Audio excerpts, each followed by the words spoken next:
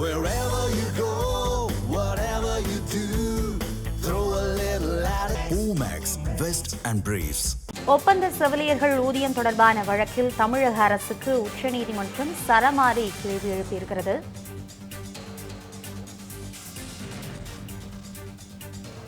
செவிலியர்களை அளவுக்கு அதிகமாக உழைப்பு சுரண்டலை செய்கிறீர்கள் எனவும் உச்சநீதிமன்றம் கூறியிருக்கிறது. இதுகுறித்த கூடுதல் தகவல்களை வழங்குவதற்காக நமது தலைமை செய்தியாளர் விக்னேஷ் இணைப்பிருந்திருக்கிறார். விக்னேஷ், முழு விவரம். வணக்கம் அபிராமி. தமிழ்நாடு அரசு மருத்துவமனை, அரசு ஆரம்ப சுகாதார நிலையங்கள், நகர்ப்புற ஆரம்ப சுகாதார நிலையங்களில் ஒப்பந்த முறையில் தொகுப்பூதிய அடிப்படையில் செவிலியர்கள் பணியமர்த்தப்படுகிறார்கள்.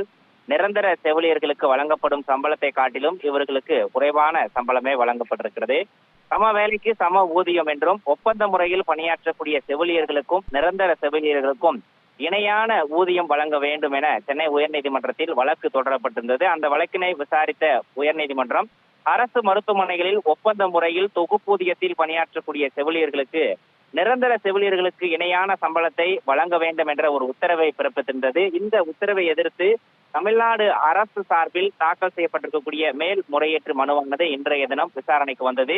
இந்த வழக்கினுடைய விசாரணையில் ஒப்பந்த செவிலியர்கள் ஊதியம் தொடர்பாக தமிழ்நாடு அரசுக்கு உச்சநீதிமன்றம் பல்வேறு சரமான கேள்விகளை எழுப்பியிருக்கிறது, சரமாரி கேள்விகளை எழுப்பியிருக்கிறது. இந்த வழக்கினுடைய விசாரணையின் போது ஒப்பந்த செவிலியர்களை அரசு ஏமாற்றுவதாகவும் செவிலியர்களுக்கு அளவுக்கு அதிகமாக உழைப்பு சுரண்டலை செய்வதாகவும் தமிழக அரசை காட்டமாக உச்சநீதிமன்ற நீதிபதிகள் விமர்சனம் செய்திருக்கிறார்கள். ஒப்பந்த செவிலியர்களை நிரந்தர செவிலியராக நியமிக்க மறுப்பதும் அவர்களுக்கு உரிய ஊதியத்தை வழங்க தமிழக அரசு மறுப்பதாகவும் உச்சநீதிமன்ற நீதிபதிகள் கடுமையான ஒரு விமர்சனத்தை முன்வைத்திருக்கிறார்கள். மத்திய அரசிடமிருந்து உரிய பணம் கிடைக்கவில்லை, அதனால் ஒப்பந்த செவிலியர்களுடைய ஊதியம் நிலுவையில் இருப்பதாக தமிழ்நாடு அரசு தெரிவித்த நிலையில் அதனை ஏற்க மறுத்த நீதிபதிகள், எதற்கெடுத்தாலும் மத்திய அரசை குறை சொல்லிக் கொண்டே இருக்காதீர்கள், நீங்களாக எதற்கு ஒரு தனி திட்டத்தை தொடங்கக்கூடாது, உங்களது ஊழியர்களுக்கு ஊதியம் கொடுக்க வேண்டியது உங்களுடைய பொறுப்பு தான் என அதனை எக்காரணத்தை கொண்டு தமிழக அரசு தட்டி கழிக்க கூடாது என்ற ஒரு காட்டமான விமர்சனத்தை முன்வைத்திருக்கிறார். இலவசங்களுக்கு கொடுக்க பணம் இருக்கிறது, ஆனால் பணி செய்பவர்களுக்கு கொடுக்க பணம் இல்லையா என்ற சரமாரியான கேள்விகளையும் உச்சநீதிமன்ற நீதிபதிகள் தமிழக அரசை நோக்கி எழுப்பியிருக்கிறார்கள். செவிலியர்களுக்கு ஊதியம் வழங்கக்கூடிய விவகாரத்தில் மட்டும் மத்திய அரசை காரணம் காட்டுவது ஏன்? ஒரு சட்டமன்ற தேர்தலுக்கு எவ்வளவு பணம் செலவழிக்கிறீர்கள் என்பதை கூறுங்கள், ஆனால் செவிலியர்களுக்கு பணம் கொடுக்கிறதற்கு பணம் இல்லையா?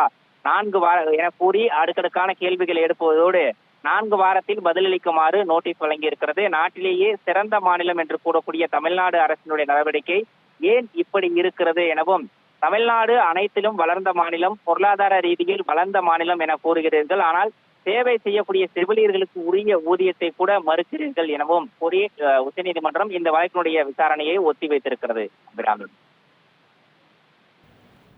விரிவான தகவல்களுக்கு நன்றி விக்னேஷ்.